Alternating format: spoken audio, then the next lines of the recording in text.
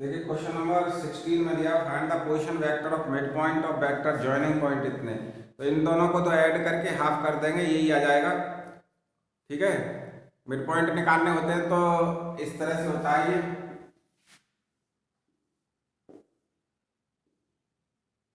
O R P Q, two O R vector equal to O P vector plus O Q vector, या O R vector equal to O P vector plus O Q vector upon two. ये हल करना है इसको। ठीक है, mid point वाला तो अपने आप हल कर लेंगे। Question number 17, so that the ABC are position vector, position vector दिए हैं तो ये ओ ए की वैल्यू है, O A vector equal to है 3i माइनस 4j माइनस के 4k। ओ बी वेक्टर, ये ए की वैल्यू दी हुई थी, ये बी की वैल्यू दी हुई है। A vector B vector, O B vector equal to है 2i माइनस जे प्लस के। सी वेक्टर है, ओ सी वेक्टर हो जाएगा, पोजीशन वेक्टर है इसलिए ओ ए ओ बी ओ सी में लिखना है। ये i माइनस के 3j माइनस 5k। अब देखिए ई बी वेक्टर निकालना है, बी सी वेक्टर निकालना है और ए सी वेक्टर निकालना है। ए बी वेक्टर, ठीक है, 3i माइनस 4j माइनस के 4k, 2i minus J plus के, आई माइनस 3j माइनस के 5k। ठीक है, अब देखिए E B vector equal to O B vector minus के O A vector. O B vector की वैल्यू है आपकी 2i minus J plus K minus O A vector की है 3i माइनस 4j माइनस के 4k। यानी ये वैल्यू बनेगी 2i minus J plus K minus 3i plus 4j plus 4k। 2i minus का i बचेगी वैल्यू और प्लस 3j प्लस 5k। ठीक है, mod A B vector equal to, इसका मैं मॉडुलस निकाल लेते हैं, -1 का स्क्वायर प्लस 3 का स्क्वायर प्लस 5 का स्क्वायर, 1 प्लस 9 प्लस 25, रूट में 35 आ जाएगा ये। ठीक है, ये तो ए बी निकाल लिया। अब बी सी निकालिएगा। Position vector of B C equal to O C minus के ओ बी। ओ सी की वैल्यू है I minus 3j minus 5k minus O B की वैल्यू में मैंने साथ ही माइनस साइन ले लिया, माइनस के 2i प्लस जे माइनस के। तो यहाँ पर बचेगा minus I minus 2j minus 6k। Mod B C equal to आ जाएगा -1 का स्क्वायर प्लस -2 का स्क्वायर प्लस -6 का स्क्वायर, यानी कि 1 प्लस 4 प्लस 36, रूट में 41 यूनिट आ जाएगा। अब बी सी निकाल लीजिए, सी ए निकालिएगा, C A equal to O C O A minus के ए सी निकाल दीजिएगा, A C vector equal to O C vector minus O A vector. O C vector की value है I minus 3j minus 5k minus O A minus के 3i plus 4j plus 4k, यानी -2i minus plus का j plus का k minus का k। Mod A C vector equal to आ जाएगा 2 का स्क्वायर माइनस के प्लस 1 का स्क्वायर प्लस -1 का स्क्वायर, 4 प्लस 1 प्लस 1 यानी √6।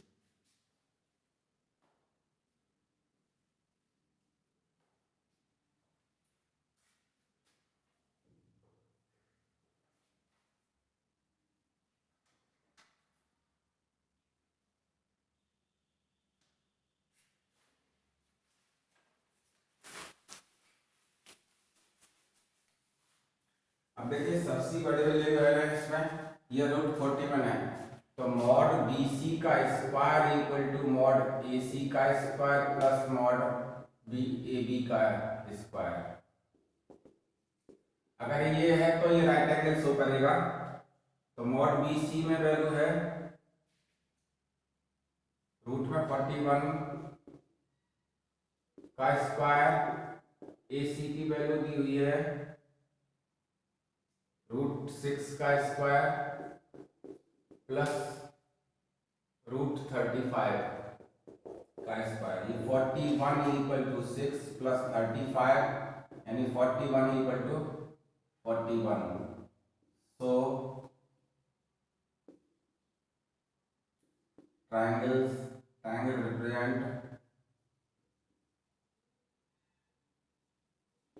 a right angle।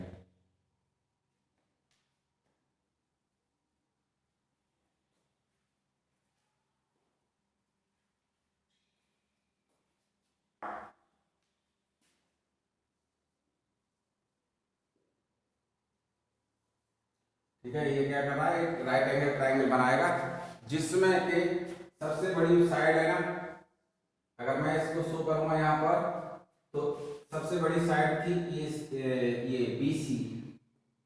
BC और A, इस तरह से बनेगा ये।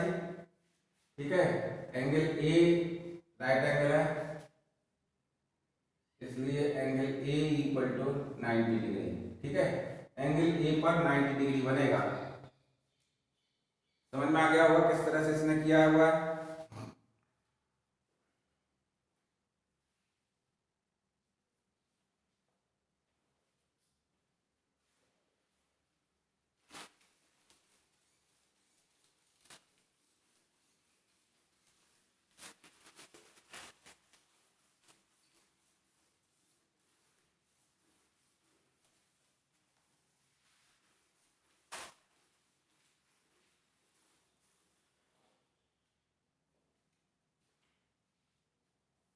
Question number 18।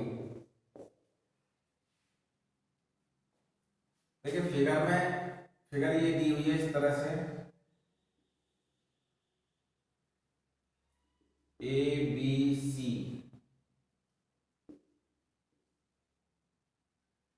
और ये इसकी डायरेक्शन भी है। तो देखिए डायरेक्शन इसमें क्या है कि इसमें रेजल्टेंट कैसे मालूम पड़ेगा, रेजल्टेंट यानी कि इन दो की डायरेक्शन तो एंटी क्लॉकवाइज है और इसकी क्लॉकवाइज है। ठीक है, तो यानी कि ये रेजल्टेंट होगा, यानी कि अब मैं लिखूंगा AC वेक्टर इक्वल टू, जिसकी डायरेक्शन अपोजिट होती है उसको लिखना होता है, तो AB vector plus BC vector. ठीक है, अब ये इधर ले आता हूं इसको, AB vector plus BC vector minus के AC वेक्टर इक्वल टू 0। अब मैंने लिखा है AB vector plus BC vector plus CA vector. अब यहाँ पर क्या हो जाएगा, ये CA वेक्टर हो जाएगा, डायरेक्शन चेंज करते ही इसकी वैल्यू बदल जाएगी, यानी माइनस की जगह प्लस हो जाएगा, तो ये पार्ट ऑप्शन में आएगा। So option A is correct. So option A is correct. ठीक है, ऑप्शन ए करेक्ट होगा। Question number 19। If A and B are collinear, if A vector and B vector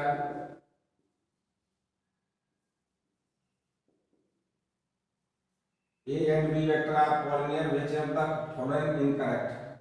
देखिए फर्स्ट ऑप्शन है B equal to lambda A, ये true है।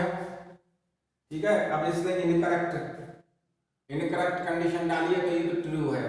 Second है A equal two plus minus B, ये भी correct है। C part है, C है respective component A and B are proportional, ये भी करेक्ट है। The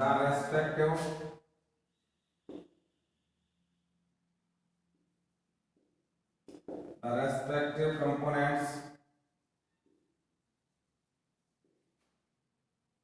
of vector A and vector B are proportional होते ही हैं।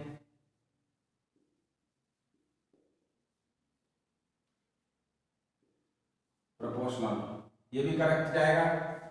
ठीक है, यानी डी पार्ट है ये इनकरेक्ट होगा। Both vector A and B have same direction but different magnitude, यही रॉन्ग है।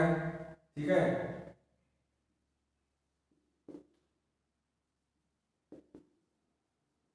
Vectors A and B vectors have same direction but different magnitude।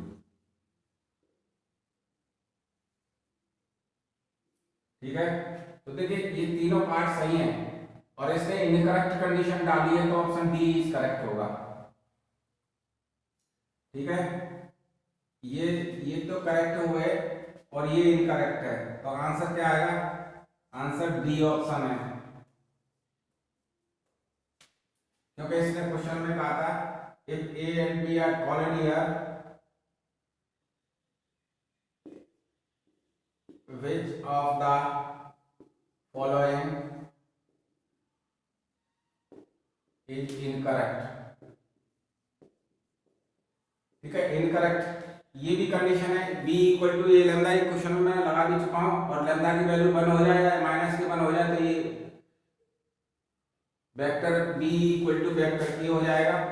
ठीक है, ये भी करेक्ट है। The respective component A and B are proportional, ये होते ही हैं, इसको ए और बी को डिवाइड में ले सकते हैं तो प्रोपोर्शनल भी हो जाएंगे। Both A and B vector, both A the vector A and vector B have a same direction but different magnitude, यानी सेम डायरेक्शन में होना जरूरी नहीं है। ठीक है, और डिफरेंट मैग्नीट्यूड की कंडीशन नहीं है, इक्वल मैग्नीट्यूड पर भी ये कॉलिनियर हो जाते हैं। ठीक है, तो यानी कि पैरेलल जो लाइनें होती हैं वो कैसी होती हैं? कॉलिनियर तो होती ही हैं।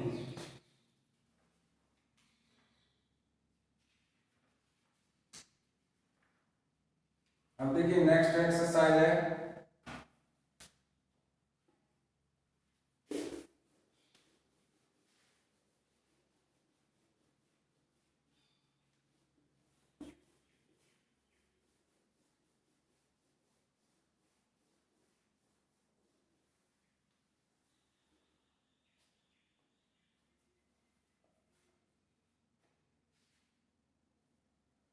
देखिए इसमें 10.3 एक्सरसाइज में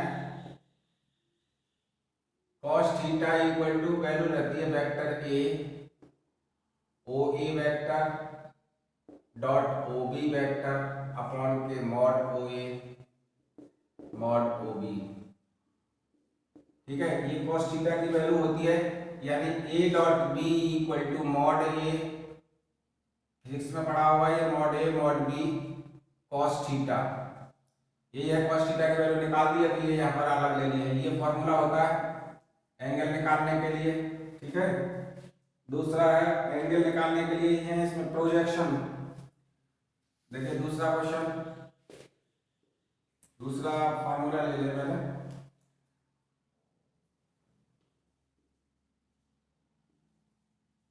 projection A on B equal to आएगा ये A vector dot unit vector of ये, या फिर हम लिखते हैं vector A dot vector B upon के मॉड बी।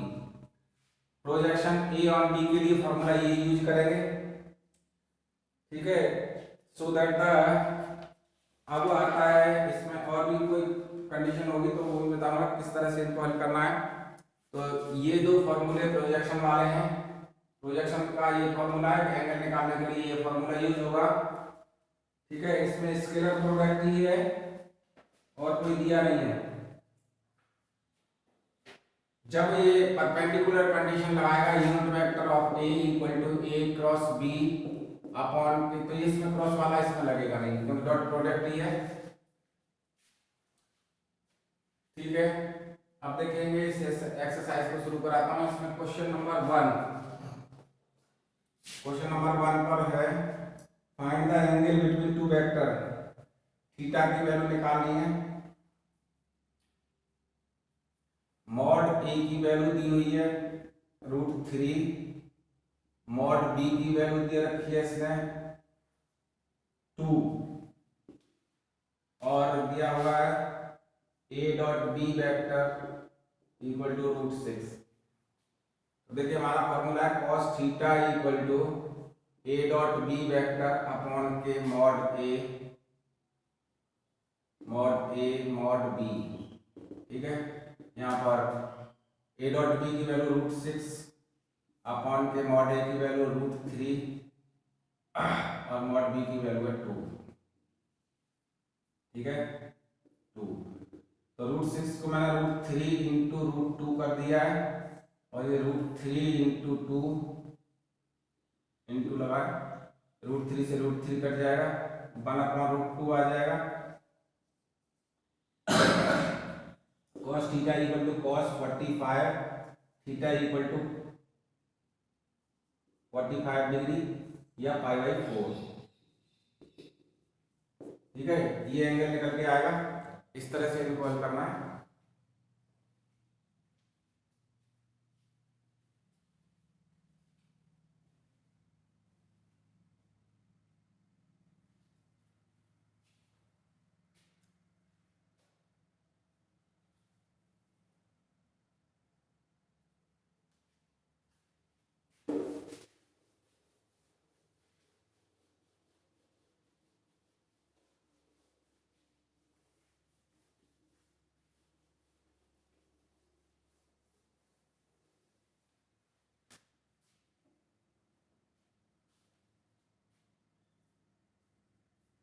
क्वेश्चन नंबर 2 भी देखिएगा।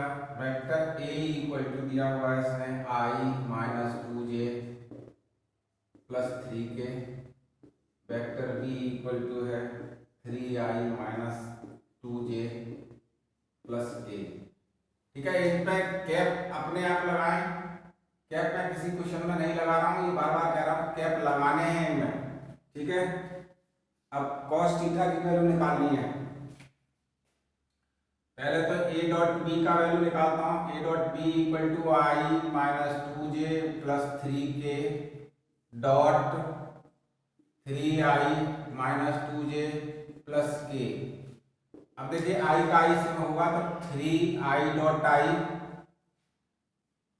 प्लस हो जाएगा 2 और 2 का तो 4j dot j plus 3k dot k। ठीक है, और यहाँ पर i dot i equal to j dot j equal to k dot k। ये वैल्यू होती है 1। तो 3 प्लस 4 प्लस 3 ये वैल्यू आ रही है 10। a डॉट b की वैल्यू निकल आई। मॉड a की वैल्यू निकालेंगे तो 1 का स्क्वायर प्लस माइनस 2 का स्क्वायर प्लस 3 का स्क्वायर 1 प्लस 4 प्लस 9 रूट में 14 आ जाएगा।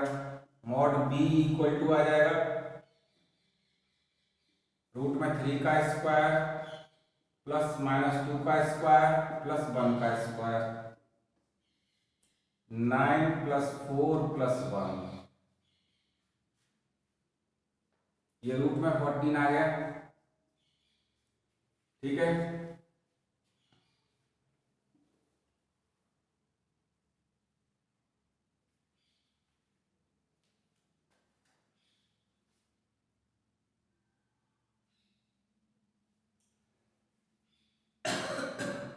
अब cos theta equal to a dot B upon mod A mod B.